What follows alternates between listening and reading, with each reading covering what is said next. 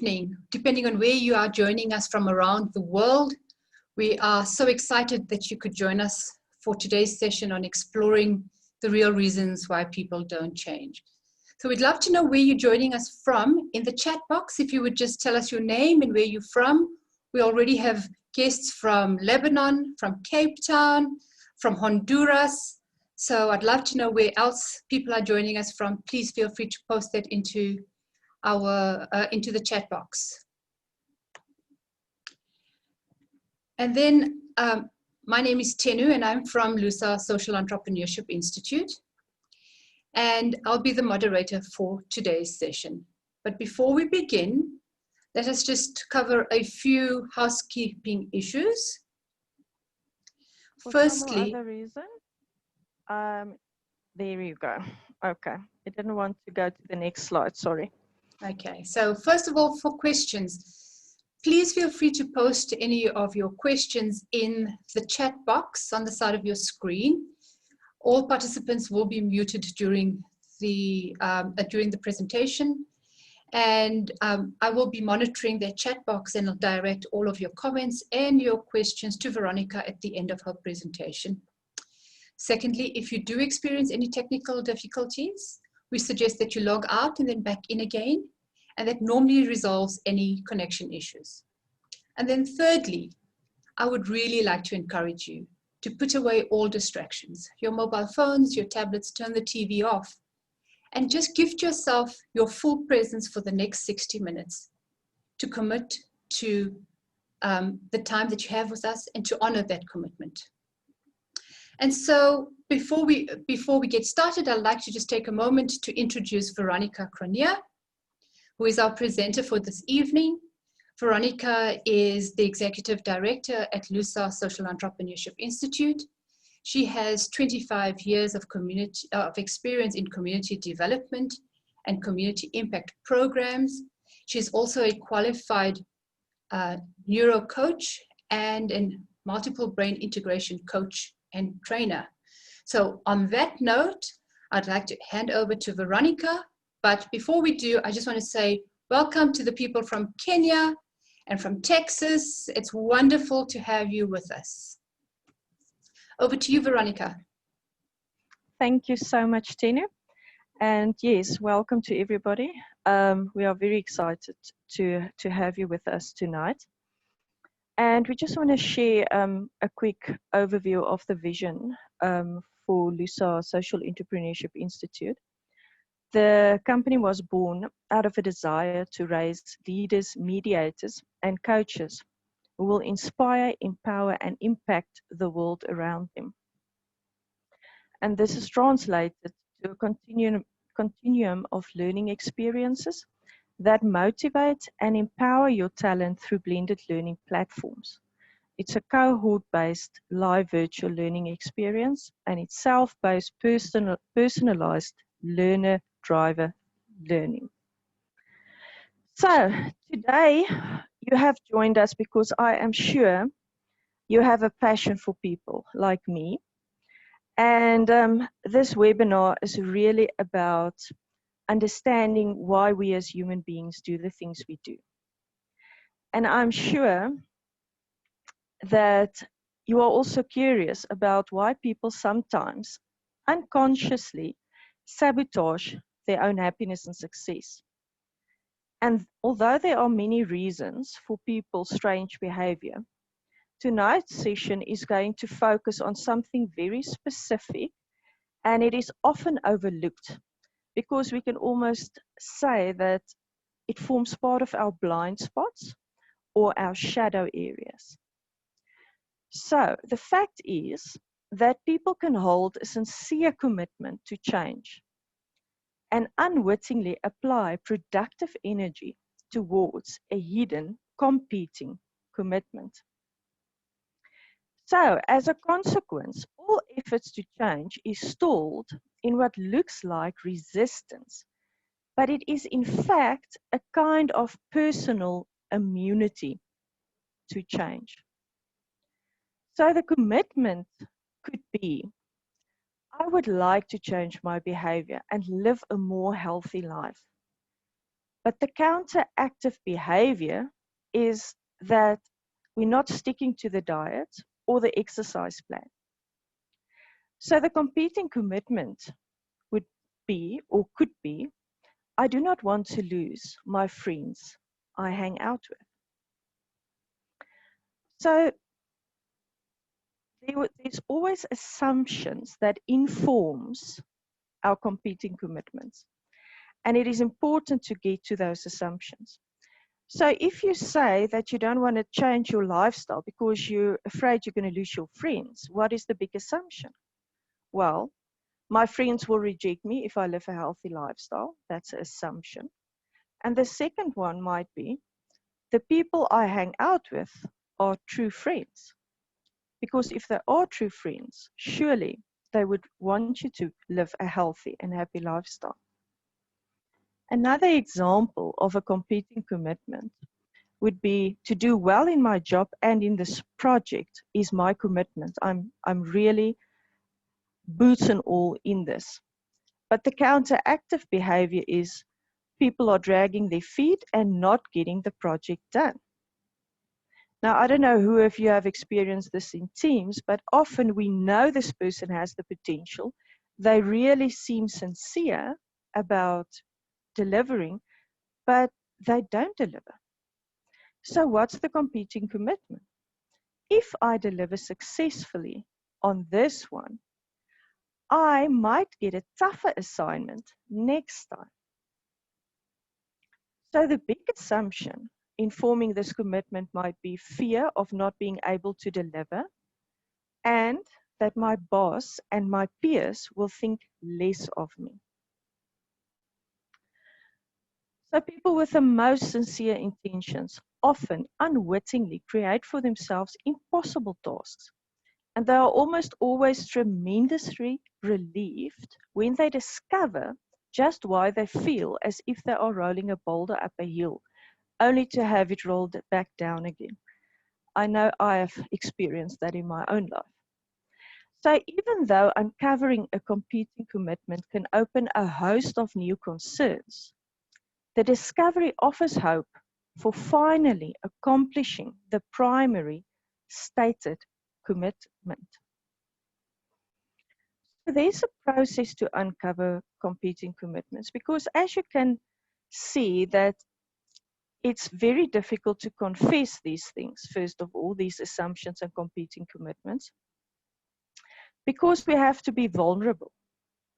And in order for people to get to that point where they are willing to say, this is my fear, and this is my assumptions, and this is why I have this counteractive behavior in my life, they need to feel safe and secure. And they need to really have a need to understand why they are self-sabotaging. So an example would be, for instance, I'm committed to the new project of my company. That is my stated commitment. I'm all in for it, okay? Now, the question is, what are you doing or not doing that is preventing this commitment from realizing?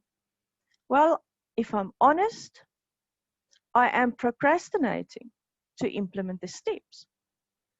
And then this question is profound. And if you ask it at the right time, what are you afraid of will happen if you actually realize your commitment? And then the competing commitment comes out if they are honest. I am afraid the project will be a success and I will be given something more complicated. So what big assumption is informing your competing commitments then? Well, I won't be able to deliver at a higher level. Another example is team players in a company that had a new strategy outlined, and the whole team bought into this new strategy and idea. The first team player, Helen, said that I am committed to this new strategy, okay? But for some or other reason, she never reached her goals and never reached her deadlines.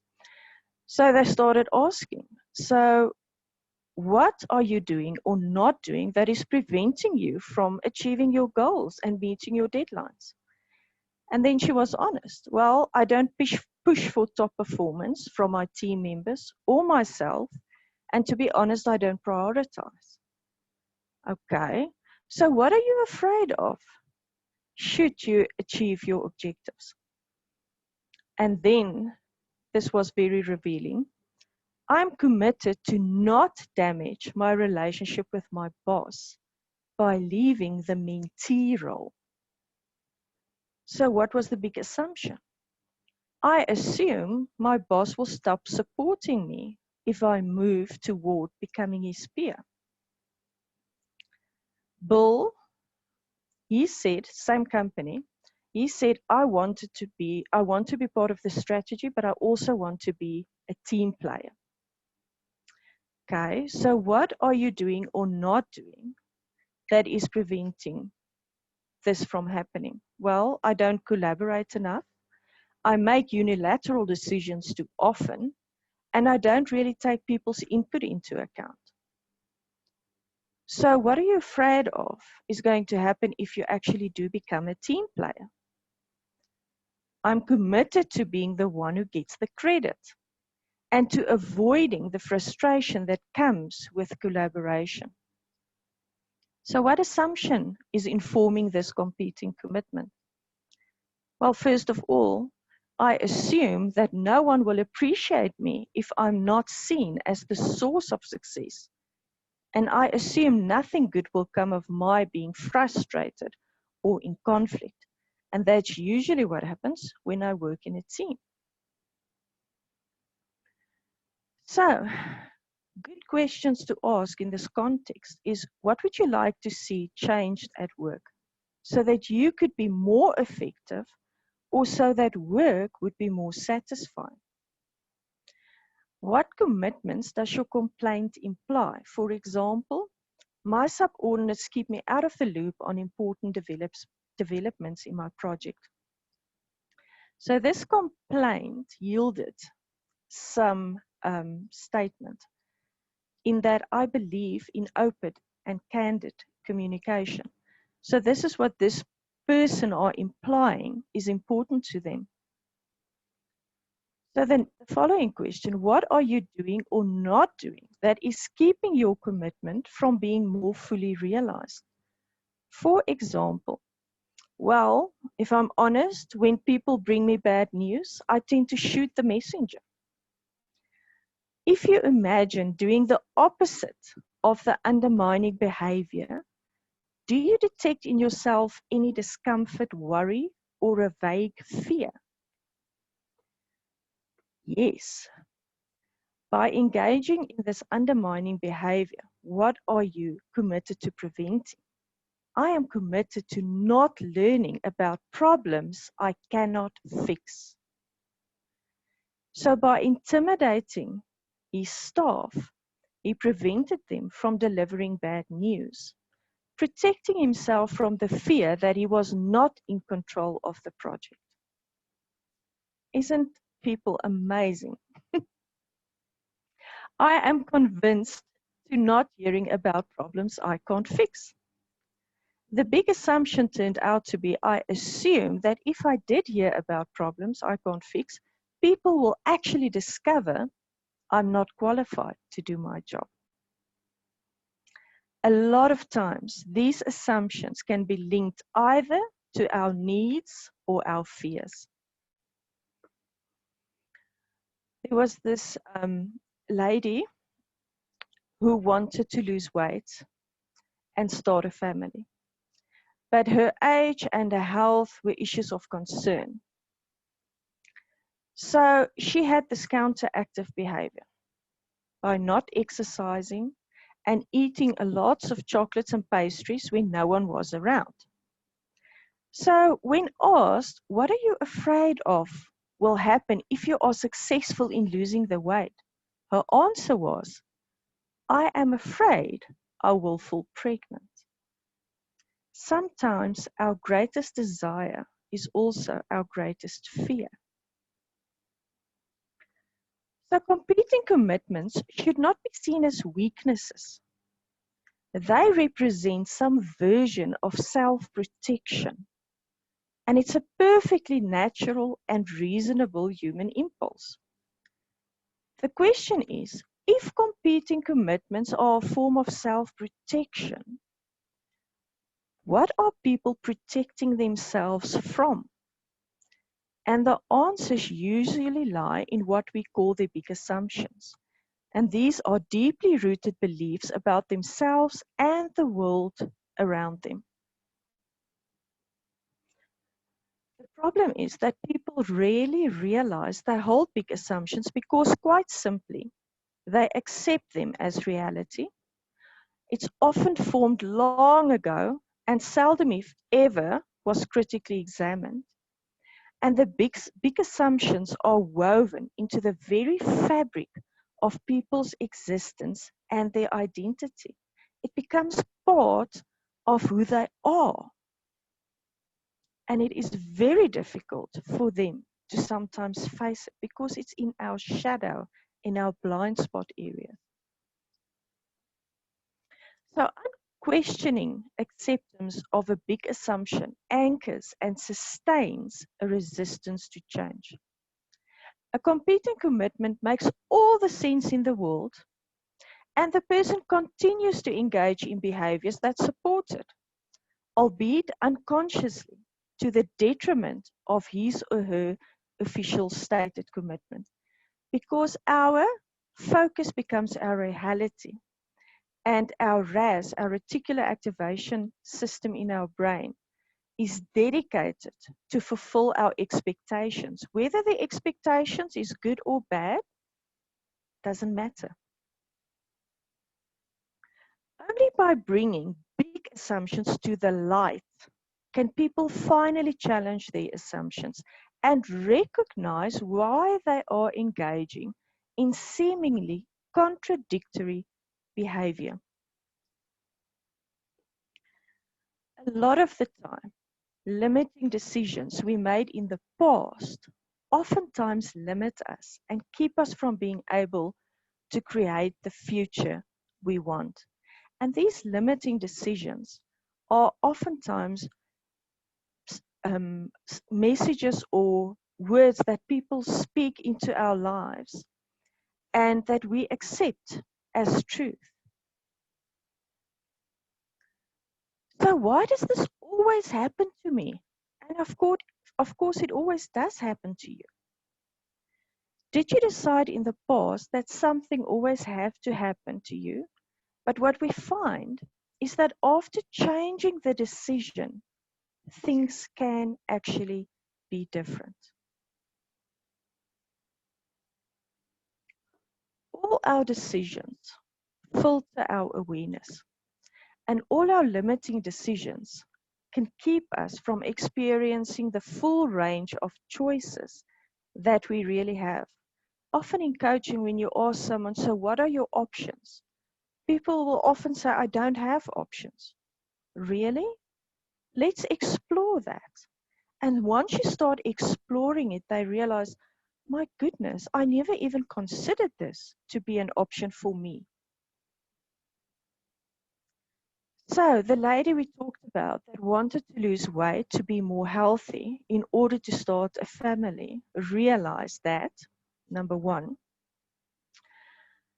her big assumption was that she was afraid that she would not be able to continue running a business at the same level as before, working the long hours, because her business became like a child for her.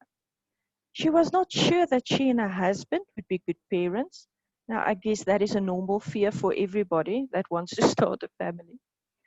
And she did not feel that they have enough time and room in their lives for another person.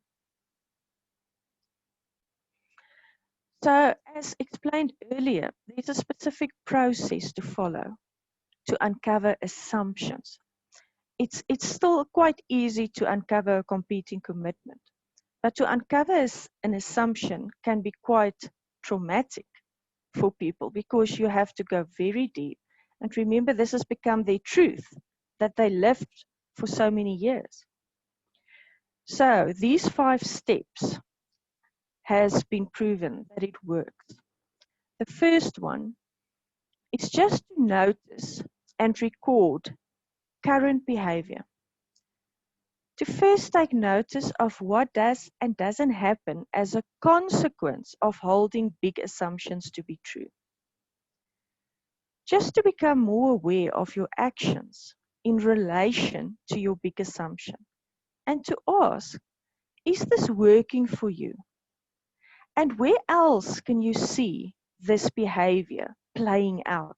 Because it's never isolated to just one sphere. Step number 2 is to look for contrary evidence.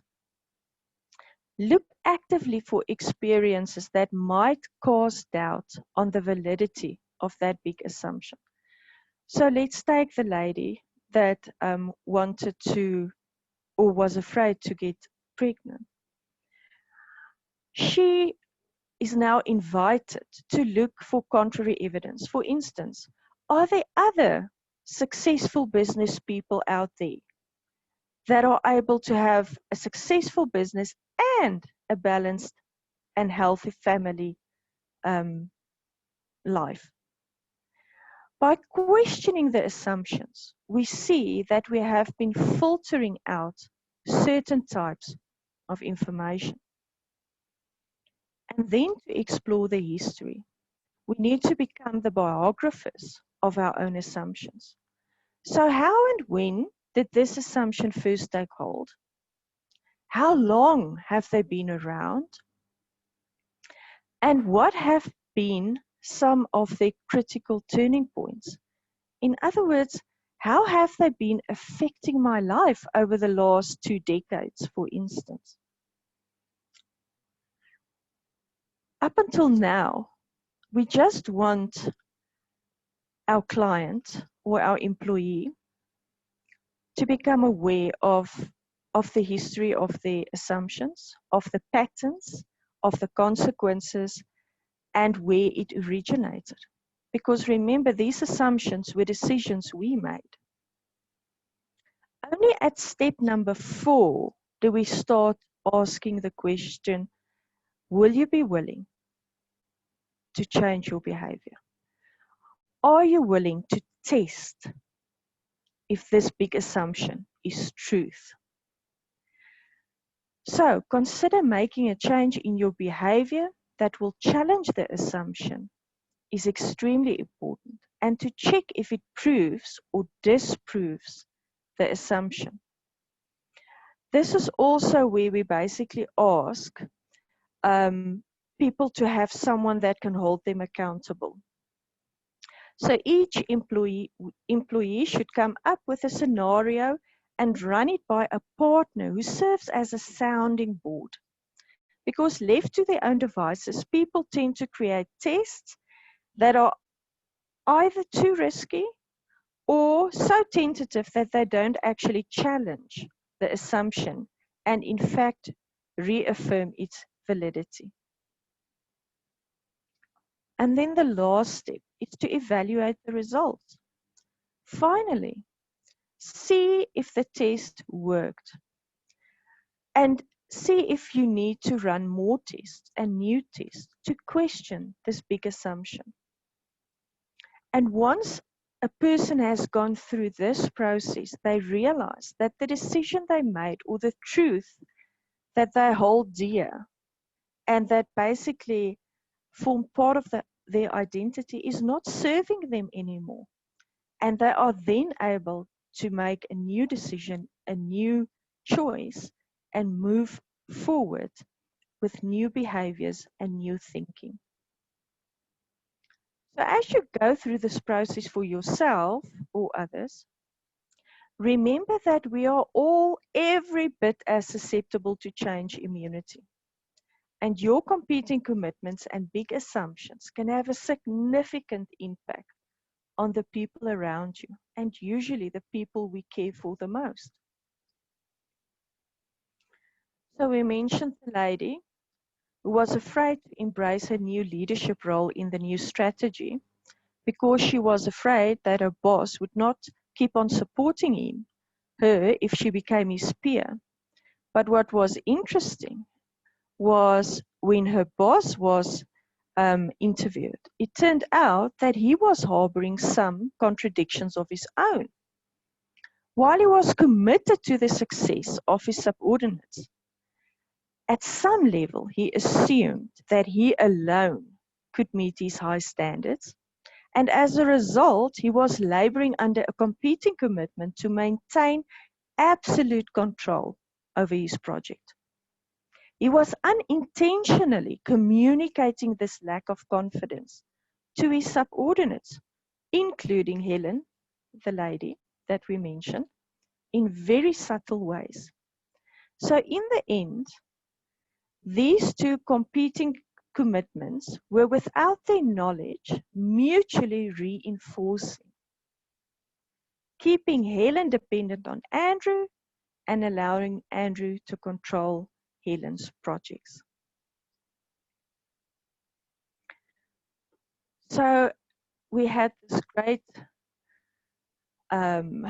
wisdom in our century, Albert Einstein, who said, the significant problems that we face cannot be solved at the same level of thinking we were at when we created them.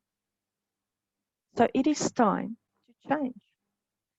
What assumptions are forming your competing commitments? And what is it costing you? What is the bottom line? What will happen if you do not achieve your set commitment? What will it cost you in the end if you do not achieve your goal? If you do not gain back control over your health or your finances? If you are not able to deliver on the company's objective? If you are unable to be a team player? Or if you ignore problems that you think you can't fix? What will be the cost in the end if you are not able or willing to make the changes you need to make to live a healthy, happy, and successful life? It is only when the pain of remaining the same is greater than the pain to change that we change. And through coaching, 95% of people will achieve their goals with support. Now, being in the community development space for 25 years, I can honestly say that coaching is one of the most effective ways to help people to change their lives. And I just want to mention here, there's no way you can change someone else. All that we can do is help people to become aware of what is holding them back and giving them an opportunity to come up with their own solutions and way forward. So this competing commitments that we share today forms part of some of our training programs, especially the coaching courses. And in there, we learn techniques to transform your life and the lives of others. So if you are interested to join our next course, you can pop us an email, either to Veronica or to Tenu. And I hope you found tonight enlightening, and that you had insights into your own possible competing commitments and big assumptions. And we want to go even deeper because that is what we are passionate about. We want to help people to bring the shadow to the light, to become aware of the blind spots, because within the blind spots, those are the areas where we actually lose power and where we miss out on our destiny and purpose. So thank you so much for joining the webinar tonight. It was a privilege meeting all of you, and we hope that you will stay in contact via Facebook and LinkedIn and emails. Thank you so much. I would like to hand back to Tenu.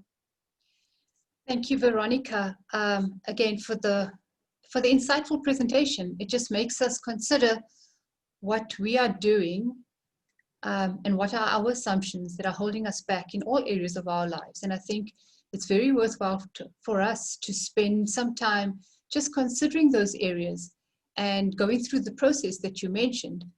And so on that, there are a few questions that I'd like to put forward for you.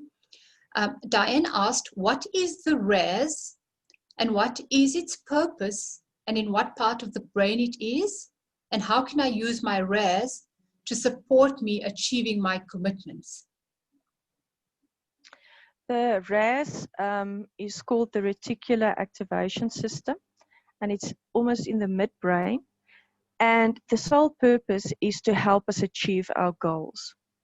And what is so amazing, let's say for instance, you just bought a brand new Hyundai vehicle. Suddenly you become aware of how many Hyundais there are on the road. You've never noticed it. But now that you have bought one, this is becoming a filter, a lens through which you look. So when we have a specific or set a specific goal, the reticular activation system helps us to reach that goal. It's also very powerful because sometimes we need to be mindful of what we speak. I don't know who of you, have experienced it, but sometimes I will say, I don't know where my cell phone is. I'm looking for my cell phone. And I'm looking everywhere and I can't find my cell phone. And then my child will come and say, but here it is. And I said, but it's impossible. I just looked here. And then the fact is, I told my brain that I could not find my cell phone. And our RAS sort of wants to, whatever we believe, make it true. I hope that answers it. Thank you. And then another question comes in that says, I wonder how competing and change commitments after a year of marriage could affect the quality of relationships.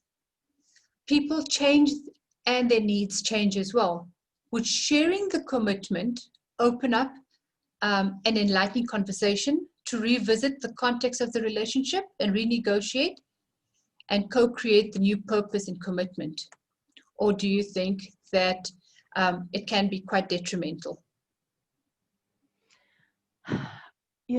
To not talk about it, I think in the long run is going to be more detrimental. So for me, if you want a healthy and a long-term relationship, communication is key. And it does happen that people sometimes grow apart. But if we share our new thinking and our new needs and our new dreams, it is possible for the other person to buy into that. It's not that uncommon from someone working in a company, a new CEO in a company saying, we have a new vision for this company. You need to actually sell the vision to get people on board. So the question is, how good are you going to be at sharing your dream, selling your dream, so that your partner can get excited about it and say, you know what, I like it. I also want to be part of it. So it's a courageous conversation, but I think it's worth having it. Thank you, Veronica. And then just another one around is, how do you change your limiting beliefs into empowering beliefs? Because often, as you said, the assumption becomes the truth. And once we start questioning it, we actually question our psychological safety. And so how, what is the best way to go about actually changing those limiting beliefs to move us forward in success? Yeah, I think something that is valuable often is called speech acts. And that is when we basically decide what our new truth can be. And then to profess it every day, actually say it out loud, because words have power. And every time you speak it, just like I mentioned before, I can't find my cell phone, and then you can't. It's right there, but you don't see it. But the same can happen, but positive. In other words, I am able to deliver on this. I am good enough. I also deserve a happy relationship. Whatever the limiting belief was, saying out loud the positive on a daily basis, speech, act, and the more you say it, eventually your RAS pick it up and starts believing it. Mhm.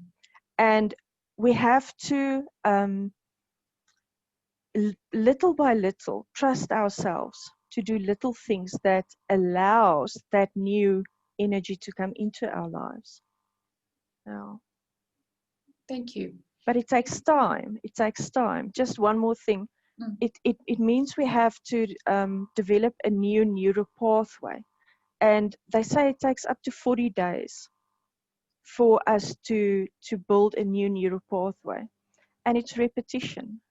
We shouldn't get despondent or, we should keep on saying it over and over and believing it. Thank you. I think you Yeah. just touched on now about creating new neural pathways. Perhaps you can just tell us a little bit more around the neuroplasticity and what that means for change. Okay, what is so amazing is over the last, I would say, 10 to 15 years, there's been amazing research in terms of neuroplasticity. And, about 20 years ago, people thought that if you're a certain age, you couldn't really learn new skills, and it becomes harder for you to change your behavior, to change your thinking. But the reality is that they can now prove that people of even of 80 years, okay, can still learn new skills. They did, for instance, a study with taxi drivers in London. And the taxi drivers were all from mostly African countries, and they had to come there, and that was the job they got, and they had to learn how to navigate in the city, and it was a foreign city. And what they realized was that they could actually see on brain scans that the part of the brain that has to do with navigation was actually had actually more neural pathways than it had before they started. So we can literally rewire our brains by rewiring our thinking. And that means we can change our lives by changing our thoughts. And that is profound. Yeah, that is very, very profound.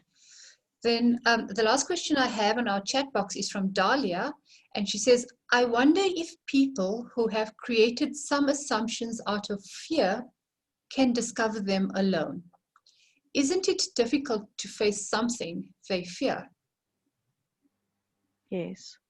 And that is why coaching is so helpful, because it's a safe space with someone you can trust, that can help you to work through the emotions.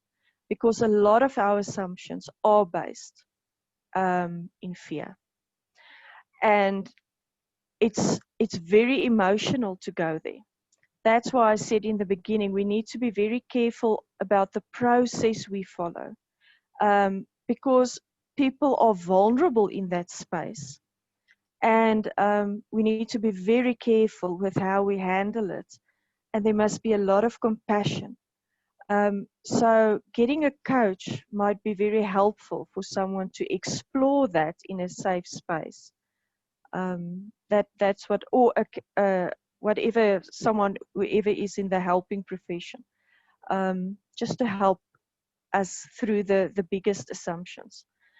It's like a stronghold, and the thing is, if you take that stronghold out, it's like when you have a string of pulls. If you break the one, all of them fall out. So one lie that you've believed all your life, okay, actually is an anchor point for so many other lies that reinforces that one. So it's not just about getting rid of one thing. It's like a network. So it can be very traumatic, and we need to be mindful of how we do it. Thank you. I think that was insightful around our dependency and how, you know, we create or we justify the lie by creating others, and those become even deeper ingrained in our belief systems. And to be able to address those is a long process and often a difficult process. So thank you very much for those insights, Veronica. So if there isn't, oh, there's one more. Is there an assumption regarding going to a psychologist, maybe a psychiatrist? Is there wrong assumptions about neurocoaching? I think it is possible. Sometimes we hear things, maybe bad experiences of other people, or we experience something negative, you know, ourselves. And then we can form assumptions about that. But I think, as with anything in life, we shouldn't let one experience or even the story of an experience prevent us from getting the help we need and from, you know, being liberated from whatever is holding us back. And I think we need to trust our guts, you know. They always say that in the first coaching session, you know if this is going to work between you and your coach or you and your psychologist. So I think it is important that we shouldn't let a bad experience with one person prevent us from continuing our journey of self-discovery and of, you know, healing. Yeah. Thank you. Thank you, Veronica, and thank you, everybody. I think that is where we end our Q&A session for this evening. And I just want to say thank you again to all the participants. It was a wonderful time with you all from all over the world, and we appreciate you giving up your day and your time to be with us. Just a note, we would love you to check on your inboxes over the next day or two for a gift to you from us, which will be a competing commitments assessment tool. If you logged into our session just using the link and you did not register via our MailChimp registration, I would like to encourage you just to post your email addresses, and we can then send that assessment tool to you. So we hope that you found this time valuable and insightful. We look forward to having you join us at our next webinars. Till next time, thank you again. Take care. God bless and goodbye. Thank you, everybody. It was a pleasure.